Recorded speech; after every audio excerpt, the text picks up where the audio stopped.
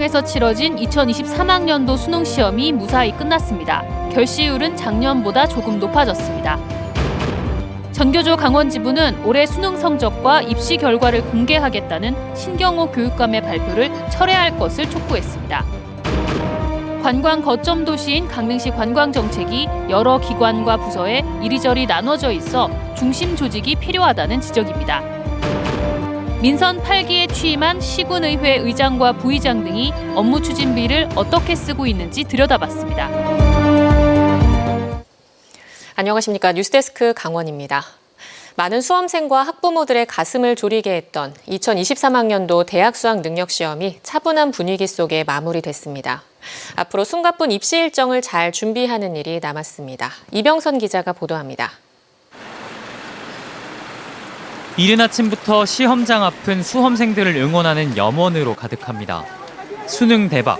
그 어떤 말보다 지금 이 순간 가장 간절한 한마디로 선물을 나누고 고생 많았어요. 화이팅! 수능 대박! 화이팅! 예전과 같은 열띤 응원전은 찾아볼 수 없었지만 대신 1년 동안 고락을 함께한 선생님들이 응원에 나섰습니다. 안녕 동호야. 잠잘 잤니? 일로 와. 잘 봐라. 화이팅. 어머니는 시험을 보러 들어가는 아들을 한 번 끌어안았다가 이내 보내주고 자리에서 한참을 떠나지 못합니다. 시험장을 잘못 찾아온 수험생들은 현장에 대기하고 있던 경찰차에 올라탔고 입실 완료 10초 전에 마지막 수험생이 교문을 통과했습니다.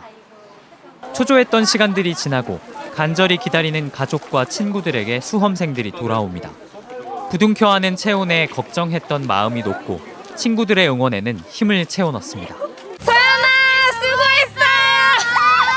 제가 작년에도 봤는데 작년보다 좀 더 어려워진 것 같고 그냥 덤덤히 치르고 왔습니다. 그 국어를 보고 나서는 괜찮아졌어요. 긴장 별로 안 됐어요. 치아꺼 화이팅! 치아꺼 다 대학 합격하자 얘들아!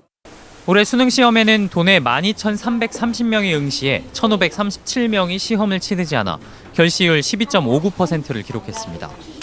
코로나19 발생 이후 세 번째 치러지는 이번 수능에는 55명이 코로나19 확진으로 별도 시험장에서 시험을 치렀고 유증상자 23명이 분리시험실에서 시험을 치렀습니다. 시험을 본 만여 명의 성적은 다음 달 9일 발표되는데 15일까지 수시 합격자 발표, 29일부터는 정시 모집 원서 접수 등 숨가쁜 입시 일정이 이어질 예정입니다. MBC 뉴스 이병선입니다. 신경호 교육감이 발표한 올해 수능 결과 공개 방침에 전교조가 반발하고 나섰습니다. 전교조 강원지부는 성명을 내고 학생들의 진학 지도에 힘써야 할 시기에 민감한 개인 정보인 수능 성적을 보고하고 대학별 합격 현황을 공개하겠다는 것은 반교육적이고 비교육적인 행정이라며 즉각 철회를 촉구했습니다. 특히 학교별 결과를 취합하면서 서열화하지 않겠다는 것은 양의 머리를 걸어놓고 개고기를 파는 것과 같다며 학생의 수능 결과를 공개해서 얻는 이익이 무엇인지 묻지 않을 수 없다고 주장했습니다. 강릉시의 관광 거점 도시 업무가 여러 부서에 분산돼 관광 정책의 컨트롤타워 기능이 제대로 작동하지 않는다는 지적이 제기되었습니다. 강릉시는 최근 조직 개편을 통해 체계를 잡아가고 있는데 그동안 몸집을 키웠던 관계 기관들은 여전히 혼란을 겪고 있습니다. 김영호 기자가 보도합니다.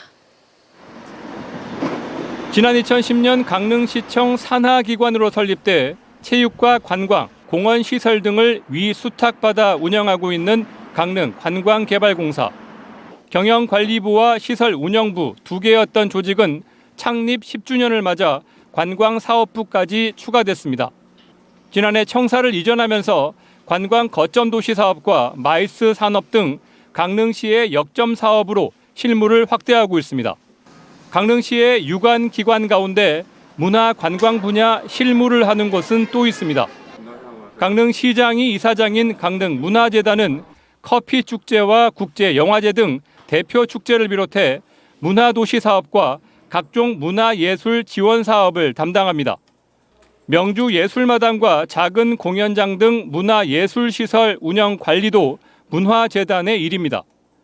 전통 문화에 특화된 강릉문화원은 문화재 야행과 명주 인형극제 등에서 성과를 내왔는데 최근 들어 다양한 분야로 사업을 확장하고 있습니다.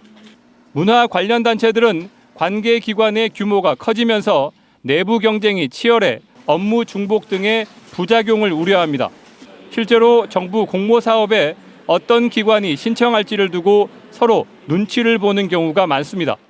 지자체에서 그 의지에 따라서 어느 단체와 협업을 할 것이냐라는 방향이나 판단을 하게 될 건데 거기에서 좀 뭔가 차이가 좀 생겨있지 않았나 그런 생각을 좀 해보게 되고 시청 공무원이 센터장을 맡았던 강릉 아트센터까지 외부 인사가 취임하며 문화기획 업무를 확대할 거란 전망까지 나오고 있습니다.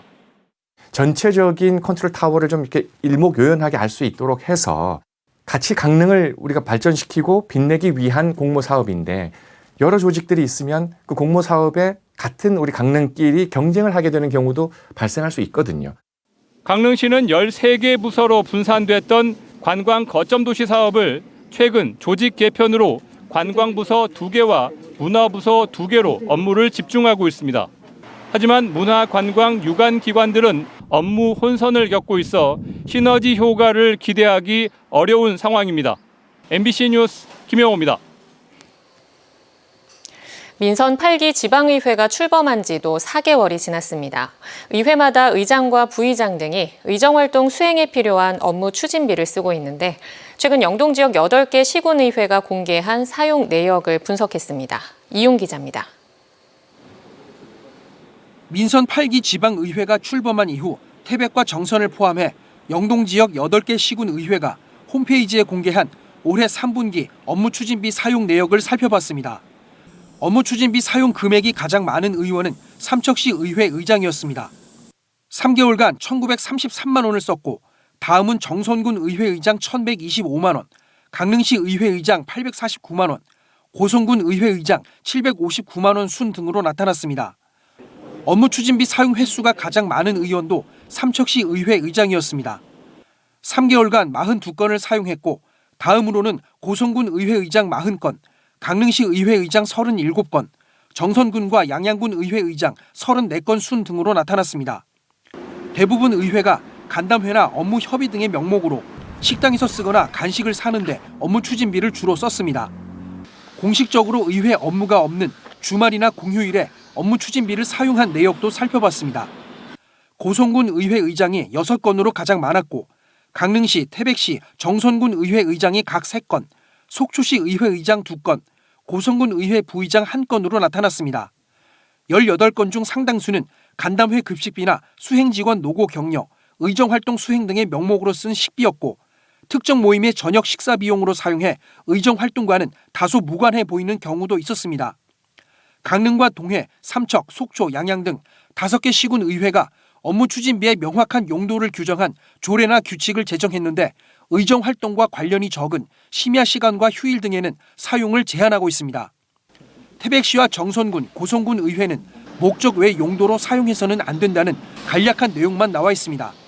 지방의원 개인의 판단으로 이제 사용이 가능하기 때문에 오히려 그 세부 집행 내역이라든지 집행 규정 자체를 굉장히 세분화해서 촘촘히 조금 규정할 필요가 있고 그걸 자세하게 사용처를 기록할 필요가 있는데 지방의회의 업무 추진비 공개는 지자체장과 달리 의무가 아닌 권고 사항이었다가 올해 행정안전부가 공개 지침을 마련하면서 대부분 의회가 공개하고 있습니다.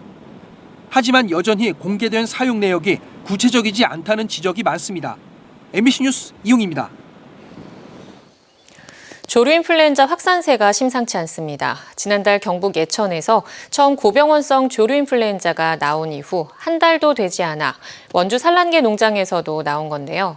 올해는 확산 시기가 평소보다 빠르다 보니 방역당국도 긴장감을 늦출 수 없습니다. 이송미 기자입니다. 춘천시 한 오리농장. 방역 차량이 농장 출입구에 소독액을 뿌립니다. 새들이 앉아있는 전봇대와 분변이 남아있는 도로 위도 소독합니다. 지난 15일 원주 닭 농장에서 고병원성 조류 인플루엔자가 발생하자 방역이 한층 강화됐습니다. 문제는 확산 시기가 빨라졌다는 겁니다. 지난달 17일 경북 예천의 오리농장에서 처음 발생한 뒤 충북과 전북, 전남 강원까지 전국 농장 16곳에서 빠르게 확산하고 있습니다.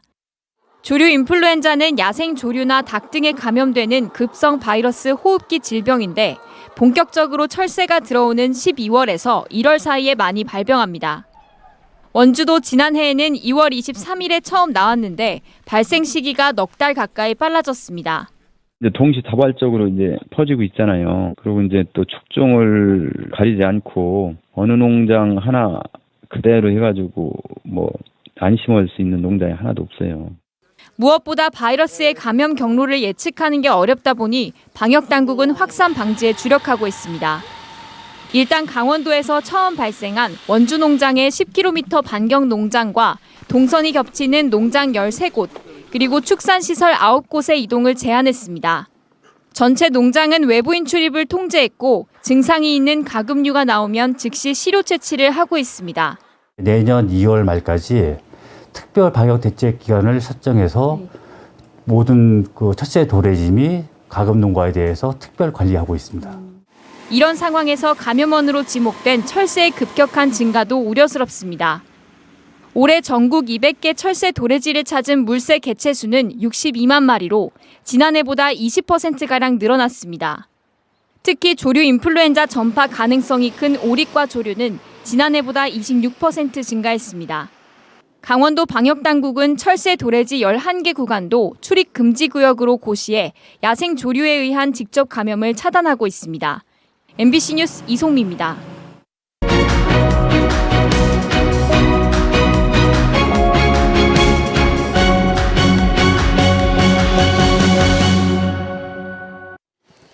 동해안 3단계 개발 사업에 대한 환경영향평가서 공람과 주민 설명회가 진행됩니다.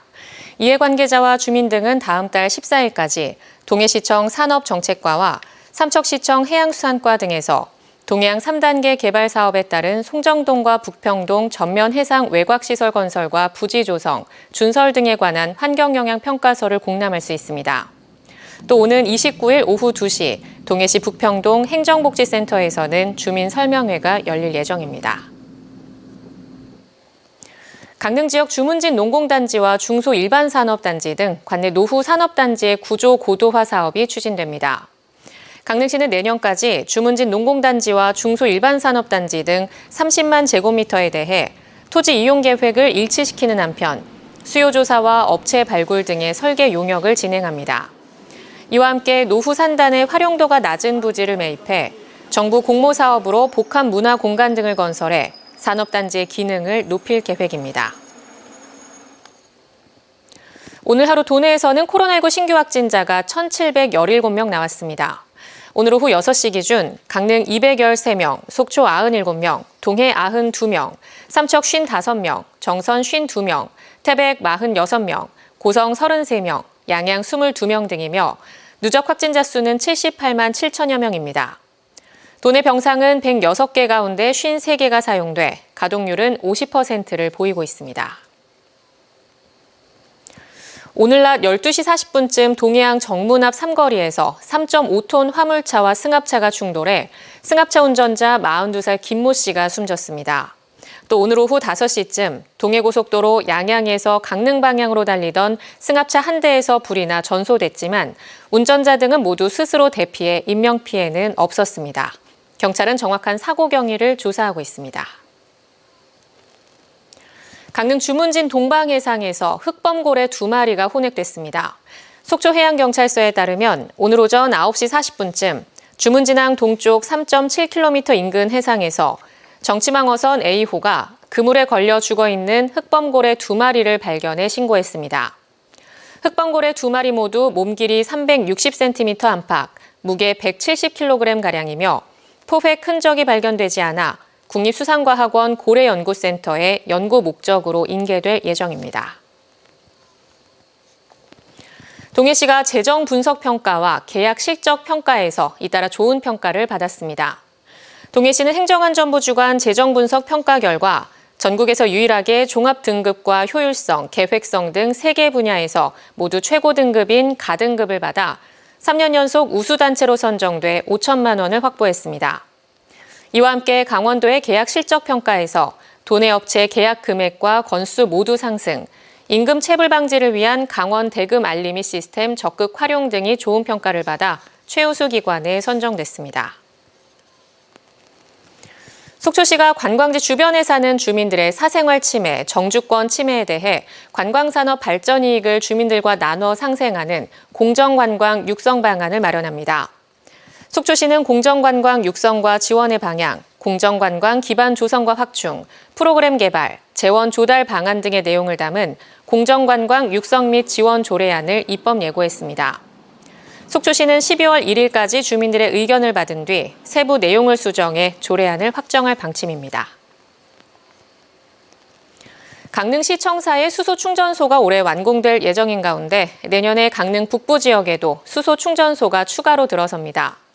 강릉시는 연곡면 강북운동장 주차장에 내년부터 50억 원을 들여 충전기 2대를 갖춘 수소 충전소 구축 사업을 시행하기로 하고 내일 주민 설명회를 열 계획입니다. 60억 원을 들여 지난 9월 착공에 들어간 강릉시청 수소충전소 구축 사업은 올해 말 마무리돼 내년 초쯤 운영에 들어갈 전망입니다.